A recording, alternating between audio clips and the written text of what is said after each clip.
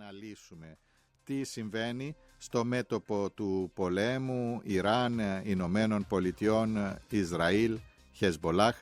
Είναι στην τηλεφωνική μας γραμμή ο διεθνολόγος με ειδίκευση σε θέματα Μέσης Ανατολής, Γιώργος Μενεσιάν. Κύριε Μενεσιάν, καλή σας μέρα. Καλημέρα σας. Να ξεκινήσω ρωτώντας αυτή τη στιγμή ποιο είναι το πιο επικίνδυνο μέτωπο, αυτό στον Λίβανο ή αυτό στο Ιράν? Είναι υπεραπλουστευμένη ερώτηση. Κοιτάξτε, θα σας πω, αν μιλάμε με όρους εχθροπραξιών στρατιωτικών επιχειρήσεων, ίσως πιο εύθραυστη είναι η κατάσταση αυτή τη στιγμή στο Λίβανο. Και ήδη δηλαδή βλέπουμε ότι έχει παραβιαστεί η εκεχηρία κάποιες φορές. Αν μιλήσουμε μακροπρόθεσμα και για αυτό που επηρεάζει την σταθερότητα στην ευρύτερη περιοχή αλλά και στον υπόλοιπο πλανήτη, προφανώς η κατάσταση στα στενά του Ορμούζ. Άρα θεωρείτε ότι η κρίση εδώ στην γειτονιά μας μεταξύ κυρίως Ισραήλ και Χεσμπολά είναι λίγο ελεγχόμενη? Όχι, το αντίθετο θα σας πω, ότι είναι πιο εύθραυστη η εκεχηρία, δηλαδή είναι πιο πιθανό να δούμε επανέναρξη εχθροπραξιών στο Λίβανο, αλλά αυτό επηρεάζει λιγότερο την ευρύτερη περιοχή και την παγκόσμια οικονομία σε σχέση με την κρίση στα στενά του Ορμούζ, παρά το γεγονός ότι εκεί δεν έχουμε κορύφωση εχθροπραξιών όπως είχαμε το προηγούμενο διάστημα. Χωρίς να σημαίνει ότι έχουμε ηρεμία, το αντίθετο. Λοιπόν, να πάμε λίγο πρώτα από τον Λίβανο.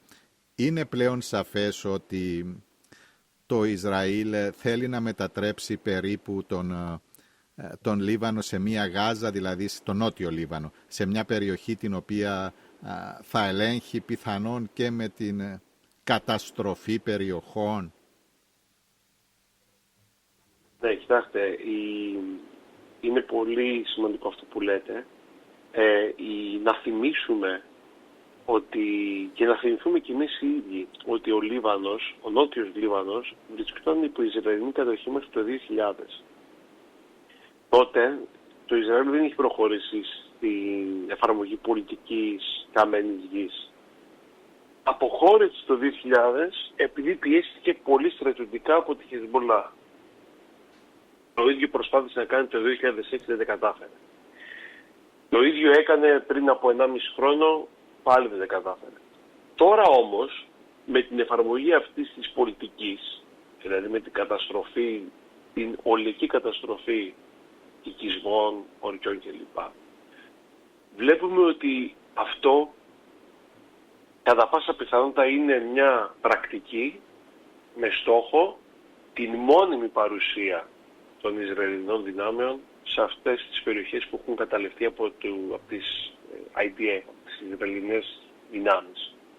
Δηλαδή, δεν θα πρόκειται για μία περίπτωση όπως ήταν το 2006 ή το 2024 που οι Ισραηλινοί κατέλαβαν τις περιοχές αυτές, προσπάθησαν να καταστρέψουν τις υποδομές της Χεσμπολάχ και κάποια στιγμή αποχώρησαν.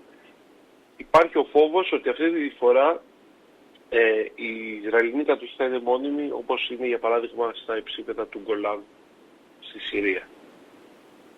Γι' αυτό εξού και η εφαρμογή αυτής της πολιτικής καμένης γης. Υπάρχει κάποιος που μπορεί να εμποδίσει το Ισραήλ ή έχει τη δυνατότητα η Χεσμπολάχ σε αντίδραση τόση ώστε να εμποδίσει το Ισραήλ, ειδικά ενώσο δεν έχει ανοιχτά άλλα μέτωπα αυτή την στιγμή το Ισραήλ, αν σωστά εκτιμώ? Κοιτάξτε, στρατιωτικά είναι πολύ δύσκολο. Μπορεί η Χεσμπολάχ να μην έχει εξουδετερωθεί και είναι πολύ δύσκολο αυτό να γίνει. Αλλά από εκεί και πέρα δεν έχει την στρατιωτική ισχύ και τα μέσα για να μπορεί να ανατρέψει την κατάσταση στο νότιο Λίβανο αυτή τη στιγμή. Μπορεί να προκαλέσει κάποια ζημία στο Ισραήλ. Μπορεί, ιδίως απειλώντας την ασφάλεια του βορείου Ισραήλ με την εκτόξευση ρουκετών. αλλά σε χερσαίο επίπεδο ναι μεν μπορεί να πραγματοποιήσει κάποιες περιορισμένες επιχειρήσεις, αλλά σε καμία περίπτωση δεν μπορεί να ανακαταλάβει και να εκδιώξει τις Ισραηλινές δυνάμεις από τον Νότιο Λίβανο. Θεωρείτε ότι έχει ανατραπεί η ισορροπία με την αποδυνάμωση του Ιράν και αυτό εκμεταλλεύεται τώρα το Ισραήλ στις συγκεκριμένες επιχειρήσεις? Το Ισραήλ εκμεταλλεύεται μια σειρά πραγμάτων. Το πρώτο είναι η αποδυνάμωση του Ιράν, όπως πολύ σωστά είπατε. Το δεύτερο είναι την πτώση Άσαντ που έκοψε τον τρόπο ανεφοδιασμού της Χεσμολάχ σε μεγάλο βαθμό. Το τρίτο είναι την αποδυνάμωση της ίδιας της Χεσμολάχ μετά τον πόλεμο, τον πρόσφατο μεταξύ Ισραήλ και Χεσμολάχ το 2024.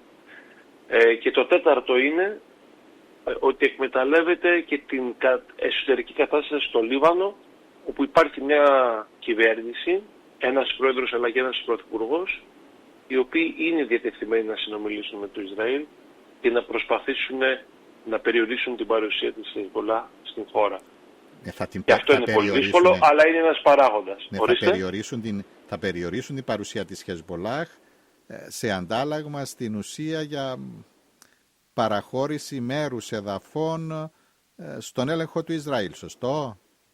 Θα προσπαθήσουν να περιορίσουν, δεν είναι καθόλου εύκολο. Ναι.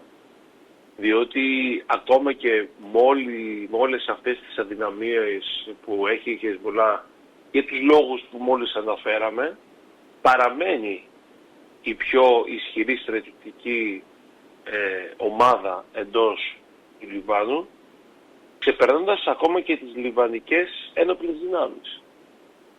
Δηλαδή δεν υπάρχουν άλλες ένοπλες ομάδες στο εσωτερικό του Λιβάνου, είτε τακτικές, είτε επίσημες, είτε άτακτες και ανεπίσημες, που να μπορούν να αναμετρηθούν στρατιωτικά αυτή τη στιγμή με τη Χεσμολάχ. Οι μεν ομάδες διάφορες ένοπλες που υπήρχαν επί εμφυλίου του Λιβάνου, είτε χριστιανικές είτε μουσουλμανικές κλπ, έχουν σε μεγάλο βαθμό αφοπλιστεί ή και θελώς, σε πολύ μεγάλο βαθμό, όχι εντελώς. Οι δε ένοπλες δυνάμεις του Λιβάνου είναι εξαιρετικά δύναμες και ούτε έχουν τη σοβαρή χρηματοδότηση, ούτε έχουν τα μέσα για να αντιμετωπίσουν η Χεσμολάχ. Σε αντίθεση, η Χεσμολάχ με την υποστήριξη του Ιράν είχε φτιάξει ένα σύστημα πάρα πολύ ισχυρό. Ενδεικτικά να αναφέρω ότι ένας στρατιώτης ή ένας στρατιωτικός στις ένοπλες δυνάμεις του Λιβάνου, στο στρατό, κληρονόταν με $200-300 το μήνα. Ενώ ένας μαχητής της Χεσμολάχ με $2.000 το μήνα. Οπότε καταλαβαίνετε τη διαφορά και την σύγκριση δυνατοτήτων μεταξύ ενός επίσημου στρατού κράτους και μιας οργάνωσης η οποία δεν είναι επίσημη αλλά ουσιαστικά αποτελεί κράτος εν κράτη, τουλάχιστον μέχρι πρώτη. Μάλιστα. Λοιπόν, να πάμε και λίγο στα του Ιράν. Η εικόνα που έχουμε είναι ότι δεν υπάρχει προοπτική σύντομης συμφωνίας και ότι πιο πιθανή είναι η επανέναρξη κάποιου είδους εχθροπραξιών, αν μπορούσαμε να τις χαρακτηρίσουμε έτσι. Συμφωνείτε με αυτό η εικόνα ή και πάλι θα μας ευνηδιάσει ο Ντόναλντ Τραμπ με κάποια απόφασή του? Για την επανέναρξη εχθροπραξιών, τουλάχιστον στο βαθμό που τις βιώσαμε το προηγούμενο διάστημα, δεν είμαι σίγουρος. Μπορεί να γίνει, μπορεί και όχι, ουδής γνωρίζει. Αλλά για το αδιέξοδο το διπλωματικό φοβάμαι ότι έχετε απόλυτο δίκιο αυτή τη στιγμή και είναι μια πολύ προβληματική κατάσταση. Βέβαια, είδαμε την πρόταση που κάνει το Ιράν εχθές, λέγοντας ότι ας τελειώσει η κρίση του Ορμούς και μιλάμε μετά για τα πυρηνικά. Τώρα, θεωρητικά, ο Τραμπ έχει πει ότι ο βασικός, τουλάχιστον το τελευταίο διάστημα, μας έχει πει ότι ο βασικός λόγος για αυτόν τον πόλεμο ήταν για να ανατρέψει το Ιράν από το να αποκτήσει πυρηνικό πλωστάσιο. Επομένως, αν κάνει πίσω σε αυτό, είναι έτσι μια περίεργη κατάσταση. Και επίσης να πούμε ότι ποια θα είναι και η τραγική ηρωνία. Ότι προπολεμικά γινόντουσαν διαπραγματεύσεις για τα πυρηνικά και είχαν φτάσει σε ένα σημείο. Δηλαδή αυτό δεν το αρνείται κανείς. Και τότε αποσύρθηκε ο Τραμπ από τις διαπραγματεύσεις και μαζί με το Ισραήλ ξεκίνησαν αυτόν τον πόλεμο. Δηλαδή αν δεχτεί ο Τραμπ την πρόταση του Ιράν, αυτή τη στιγμή θα παραδεχθεί εμέσως, πλην σαφώς, ότι ξεκίνησε αυτόν τον πόλεμο χωρίς λόγο. Διότι όπως σας είπα το τελευταίο διάστημα, αυτό που αναφέρει συνεχώς είναι το πυρηνικό πρόγραμμα του Ιράν. Δεν αναφέρεται σε κάτι άλλο. Το άλλο πρόβλημα είναι ότι δύσκολα θα κάνουν πίσω οι δύο πλευρές στα στενά του Ορμούζ. Διότι και οι δύο πλευρές χρησιμοποιούν αυτό το χαρτί για να πιέσουν η μία την άλλη. Το θέμα είναι ποιος αντέξει περισσότερο. Εδώ πιθανώς να αντέξει λιγότερο το Ιράν, διότι ο ναυτικός αποκλεισμός που έχουν επιβάλει οι Ηνωμένες Πολιτείες έχει στραγγαλίσει υπεραιτέρω οικονομικά το Ιράν. Γιατί μην ξεχνάμε ότι το Ιράν εξαρτάται σε πολύ μεγάλο βαθμό από την εξαγωγή ενέργειας προς την Κίνα και όχι μόνο.